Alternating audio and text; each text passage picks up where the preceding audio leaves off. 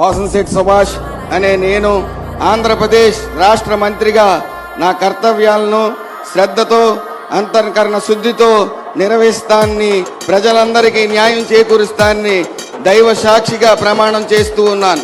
ఆంధ్రప్రదేశ్ రాష్ట్ర కార్మిక శాఖ మంత్రి వాసంశెట్టి సుభాష్ ప్రమాణ స్వీకారం చేసి నియోజకవర్గంలో అడుగు పెట్టకముందే ప్రతిపక్షం డాక్టర్ బిఆర్ అంబేద్కర్ విగ్రహాన్ని వాడుకొని పండిన కుట్రను 24 గంటల్లోనే ఆ కుట్రను తిప్పికొట్టి నిజమైన నాయకుడిగా నియోజకవర్గంలోకి అడుగుపెట్టారు. మంత్రిగా ప్రమాణ స్వీకార అనంతరం తన సొంత జిల్లా అయిన కోనసీమకు వస్తున్నాడని తెలిసి ఉభయ గోదావరి జిల్లాల ప్రజలు, అభిమానులు తండోపతండాలుగా తరలివచ్చారు.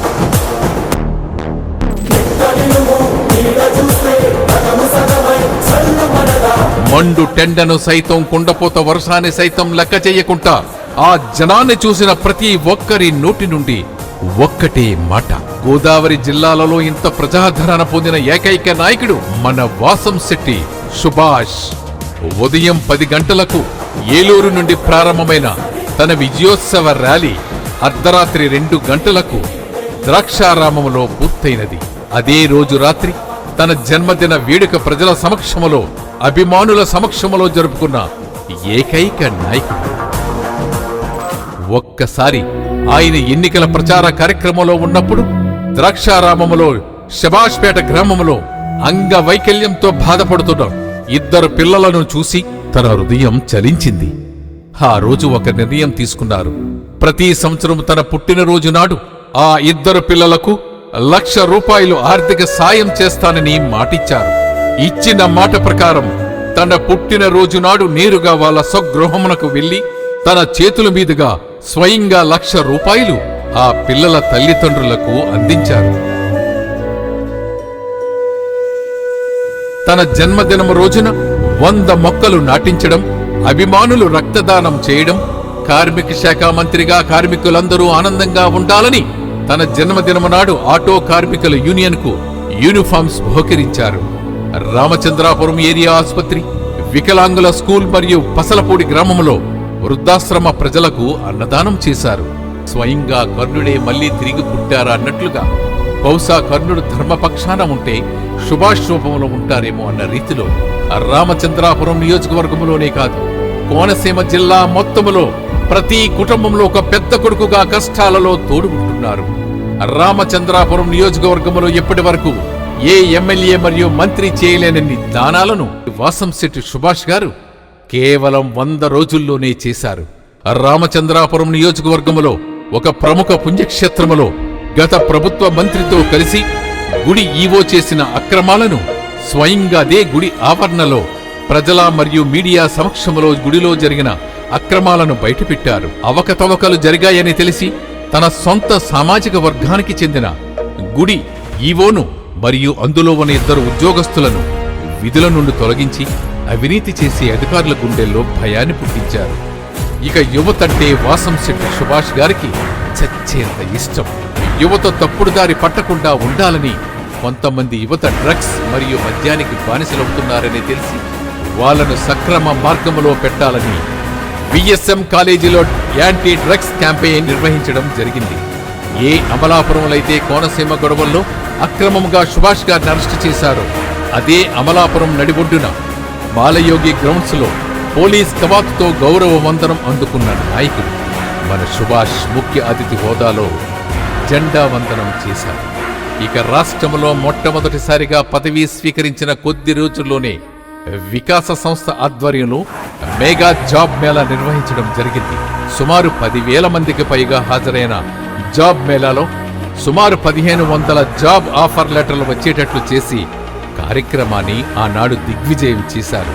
అలాగే ఈ కార్యక్రమంలో సుభాష్ గారు మనసులో మాట కింద యువతకు ఒక సందేశం ఇచ్చి, యువతకు అండగా ఉంటానని, మీకు ఉద్యోగాలు వచ్చే వరకు నేను కష్టపడుతూనే ఉంటానని హామీ కూడా ఇచ్చారు. అలాగే మంత్రి గారి శాఖాపరంగా ఉన్న ఫ్యాక్టరీ మరియు ఫార్మాసిటికల్ కంపెనీల యాజమాన్యంతో మాట్లాడి రామచంద్రాపురం నియోజకవర్గంలో యువతకు ఉపాధి కల్పించాలని శాఖాపరమైన అధికారులను ఆదేశించారు. ఇక నారా చంద్రబాబు నాయుడు గారు పెట్టిన తొలి సంతకం అయినటువంటి మెగా డిఎస్సి కోసం తన నియోజకవర్గంలో ఉన్న డిఎస్సి మరియు టెట్ ప్రిపేర్ అవుతున్న విద్యార్థుల కోసం ఆయన ఫ్రీ డిఎస్సి కోచింగ్ సెంటర్ ప్రారంభించి ప్రతి విద్యార్థికి ఫ్రీ మెటీరియల్ అందజేశారు. రాష్ట్రంలోనే అత్యంత అనుభజ్ఞులైన ఫ్యాకల్టీలచే క్లాసులు నిర్వహించడం జరుగుతుంది. సుమారు ఒక్క విద్యార్థి మీద ఆయన ఖర్చు పెడుతున్న ఖర్చెంతో తెలుసా? 25,000 రూపాయలు. సెప్టెంబర్ 5 గురు పూజోత్సవం వేడుకల్లో భాగంగా నియోజకవర్గంలో ఉన్న ఉత్తమ ఉపాధ్యాయులను గుర్తించి సుభాష్ గారి తండ్రి శ్రీ వాసంశెట్టి సత్యం గారి చేతుల మీదుగా ఘనంగా సత్కరించారు. వారి మీద ఉన్న గౌరవాన్ని చాటుకున్నారు ఈ యువ నాయకులు.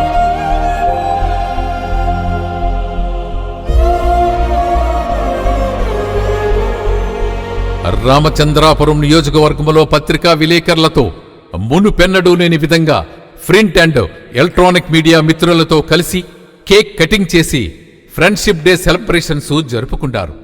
మీట్ ద ప్రెస్ అనే కార్యక్రమం నిర్వహించారు.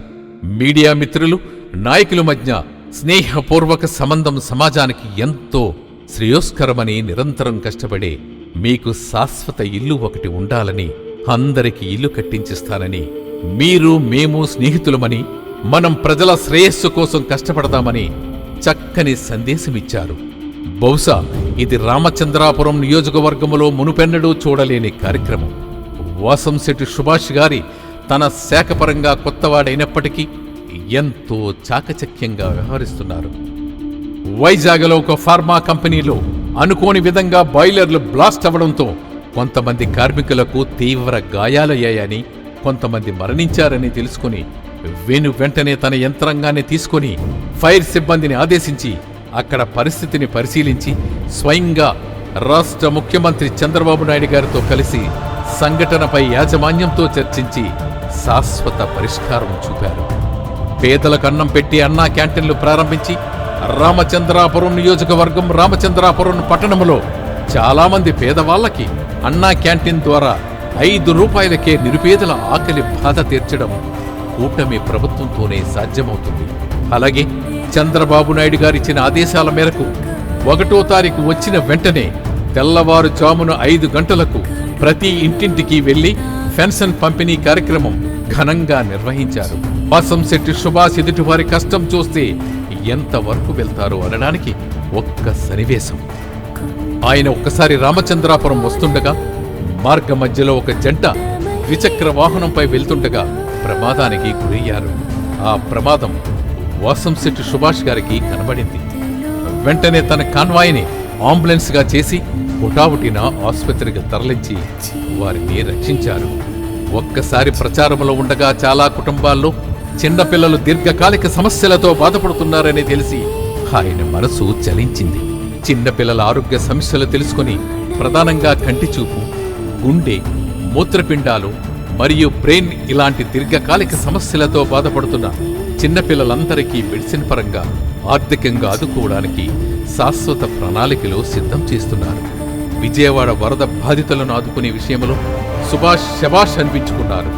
వరద బాధితులకు అండగా నిలబడి వారికి నిత్యవసర సరుకులు పంపిణీ చేయడమే కాకుండా తన ప్రాణ స్నేహితులైన శ్రీ గంధం పల్లంరాజు మరియు దొంగ శ్రేణులు కూడా తన స్నేహితులు చేస్తున్న కార్యక్రమానికి తోడుగా నిలబడి తమ వంతు సహాయ సహకారాన్ని అందజేశారు. అలాగే రామచంద్రాపురంలో అంగవైకల్యంతో బాధపడుతున్న ప్రతి ఒక్కరికి సెంట్రల్ గవర్నమెంట్ నుండి ఆల్మికో సంస్థతో మాట్లాడి సుమారు 2 కోట్ల రూపాయల నిధులు తీసుకువచ్చి కృత్రిమ కాళ్ళు మరియు చేతులు, అలాగే వికలాంగులకు బ్యాటరీ ట్రైసైకిల్స్ అతి త్వరలో అందజేసే విధంగా ప్రణాళిక సిద్ధం చేస్తున్నారు మన మంత్రి సుభాష్. ఆయన చేసే ప్రజాసేవ అనే విత్తు నేటికి ఒక చిన్న మొక్కగా ఎదిగింది. అది రాబోయే 5 ఏళ్లలో మహావృక్షమై మహోన్నతమైన మనందరి శ్రేయస్సుకై ఉపయోగపడుతుందని మనందరి ఆశ, మనందరి ఆకాంక్ష. ఎక్కడివాడు మనకేం చేస్తాడులే అనే ప్రతిపక్షాలు చేసిన విమర్శలకు ఆయనేమిటో, తాను చేసిన అభివృద్ధి పనులేంటో చూసి వారి మనసుల్లో సైతం నాయకుడంటే ఇతనేరా అనేలా చేసి చూపించాడు. ఇంకా చేస్తాడు, చేసి చూపిస్తాడు మన సుభాష్ అన్న. సుభాష్ అన్న కుటుంబం చాలా విస్తృతమైనది.